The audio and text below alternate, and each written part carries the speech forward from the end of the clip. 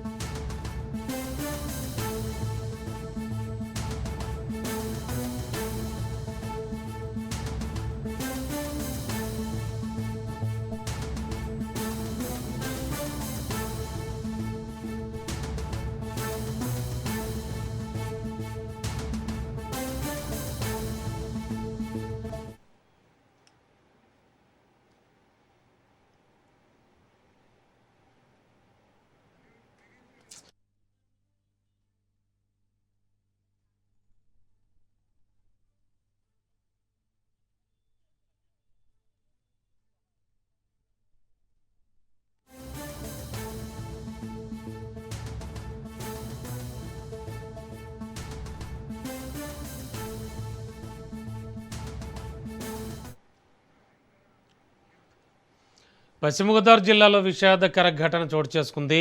Chinchinada bridge పై నుంచి దంపతులు గోదావరిలోకి దూకిన ఘటన కలకలం రేపింది. వేల్పూర్కు చెందిన సాయి శిరీష దంపతులు తమ 3 ఏళ్ల చిన్నారిని బ్రిడ్జ్పై వదిలి గోదావరిలోకి దూకారు. కళ్ల ముందే అమ్మా నాన్న నదిలోకి దూకడంతో ఆ చిన్నారి కన్నీరు మున్నీరుగా విలపించిన తీరు అక్కడున్న వాళ్ళని కలచివేసింది.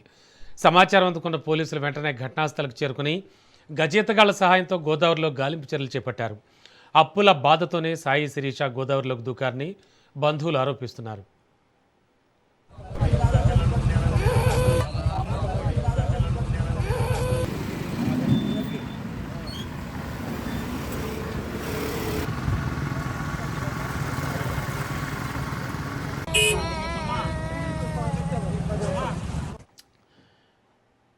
ఇదే అంశానికి సంబంధించి మరింత అదనపు సమాచారం అందించడానికి మా కరెస్పాండెంట్ సతీష్ సిద్ధంగా ఉన్నారు. సతీష్, ఈ ఘటనకు సంబంధించి పూర్వాపరాలు ఏంటి, ఏమైనా అప్డేట్స్ వచ్చాయా?